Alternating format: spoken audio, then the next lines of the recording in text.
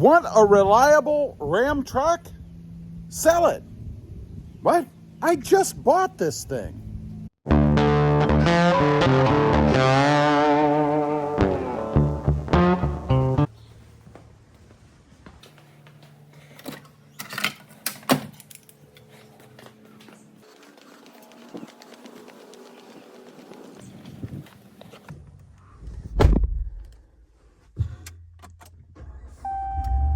Well, good afternoon, everybody, and welcome back to Automotive FST. So if you want a reliable Ram truck, sell it. What am I talking about?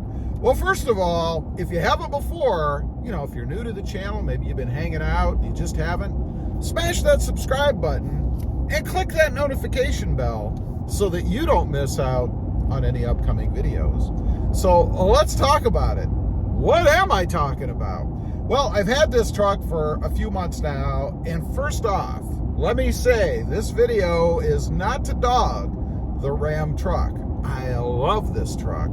I would say that Ram, after having Ford F-150s, Toyota Tundras, and a Ram Rebel a while back, this truck is my favorite so far. And it's just a Ram, 1500 Lone Star. It's got everything on it that I want, all the newest tech and all that stuff. Plenty of room, it rides smoothly, it sounds awesome, and it's got great power. Love the truck. But what am I talking about? Sell the Ram truck. No, I'm not going to sell my Ram truck, at least not now. And what I mean is, these days with new trucks, pretty much everything out there is pretty darn reliable out of the box. I mean, it's not to say that you're not going to get a truck that could have a problem, a light come on or some kind of manufacturing defect, something like that. And that's true across all full-size trucks. In the Tundra I had before, after sitting out in the sun for a while, the little cover over the tweeter in the front started to warp. It started to come up. That was a drag. I don't want to see that when I'm driving around in the truck. Now, does that mean that it's an unreliable truck, that it's somehow junk? No, of course not. They could have designed it better, knowing that it's going to be out in the elements. I mean, they do sell them here in South Texas where we get a lot of heat and sun, but that's besides the point. So I think every truck, every full-size truck out of the box is reliable. So what am I talking about? If you want a reliable Ram truck, sell it. And I think that's the case across the board. And what I mean is for the early part of the truck's life, you're not going to have any issues. You shouldn't expect to have any issues. Not these days. It's not like 50 years ago where they were selling garbage and you might have a big problem right after you bought it. Anymore, they're all pretty equal from my experience. Right out of the box, they're going to do well, and you're not going to have any big problems. Certainly not anything major. And the other thing is, if you've bought a new full-size truck, well, you're going to have warranty. You've got 3 years, 36,000 miles, maybe even more on some other brands. I'm not sure if anybody else has upped the game on that yet. Remember when Hyundais had 10-year warranties? Are they still doing that? I'd be curious to know.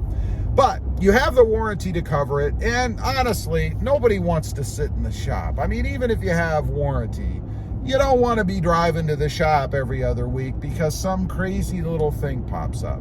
But you are covered, and it's not going to be an expense with you, or for you, I should say. And again, I think every new truck these days is going to be reliable up until a point.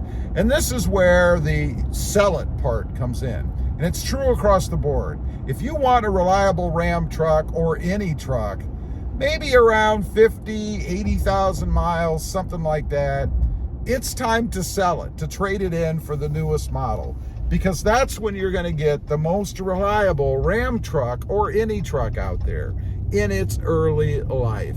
As you drive it around and put wear on it, obviously there's going to be more opportunity for problems. Things are going to wear, things can break, and this is kind of where the quality of parts comes into it. Hopefully, and I do believe that most manufacturers are buying from a handful of suppliers anyway. In today's world economy, most parts come from the same places. They're not hundreds of different companies out there selling stuff. So you can rest assured that what might be in the Toyota Tundra is probably going to be in the Ram 1500 or the Ford F-150. What's really important is the company's quality program. It really comes down to execution. You know, most companies, and I think every company out there, of course, has a quality program. And they have a tolerance for bad parts with suppliers. In other words, they spot check. They don't check every part 100% that's coming in, unless, of course, they've had trouble with it. Companies will institute a 100% quality check if they're experiencing a higher than normal failure rate or problem rate with parts.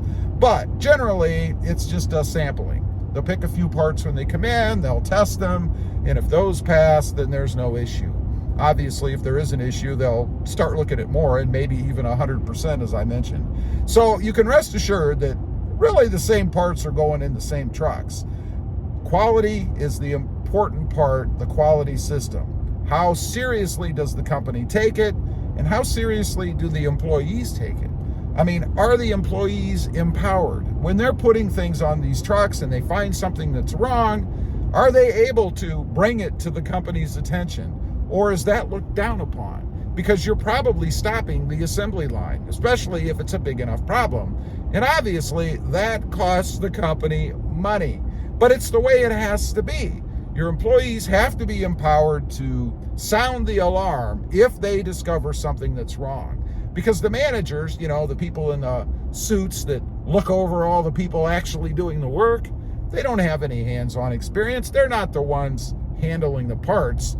They depend on the employees to do that. So it's very important that the company takes that seriously and empowers the employees to be able to stop production if they have to. And that's where I think the real reliability concept comes in when it comes to trucks. You know, Toyota does a great job at that. Everybody knows that they have a really reliable product in the Tundra up until the 2022 came out. That's a whole other thing. But prior to that, they did an excellent job, and I'm sure they will going forward once they get a handle on the nuances of this new truck. Ram has been around for a long time. They recently did I guess you'd call it a remodel, a refresh, and I haven't really heard of any major issues with it. Of course, there are things. There's always going to be things. But I haven't heard of any big issues, and I did read recently that Ram was rated as the #1 quality truck. So obviously, Ram is going in the right direction. Maybe it's since they divested themselves from Dodge. I'm not sure, and I'm not so sure that Dodge doesn't still have some ownership in the Ram truck, but it seems to have been a step in the right direction. As for my truck, I haven't had it for too long, really, and it's approaching 500 miles. So again, it should be reliable. I shouldn't have any issues on what is basically a brand new truck. But this is when you'll really find out. In the beginning, what kind of quality is in the truck? Do you have problems right out of the box? If you do, that's when I would really start to question the reliability of your Ram truck. And if you do, I would say you should sell it, because if you're having problems before you even hit 100,000 miles, it's probably not going to be very reliable down the road. Anyway, leave a comment. Let me know what you think. Do you agree? Really, are all full-size trucks pretty much equal in their early lives today? I'd be curious to know. Also, if you didn't in the beginning, make sure you smash that subscribe button and click that notification bell so that you don't miss out on any upcoming videos. I do have 2 additional channels. Rob Motive, all about Toyota Tacomas,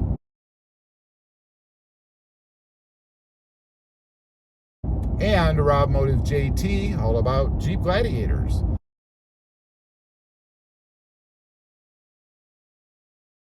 Check them out, and if you're interested, why not subscribe? Thanks for watching. Stay informed out there. Bye.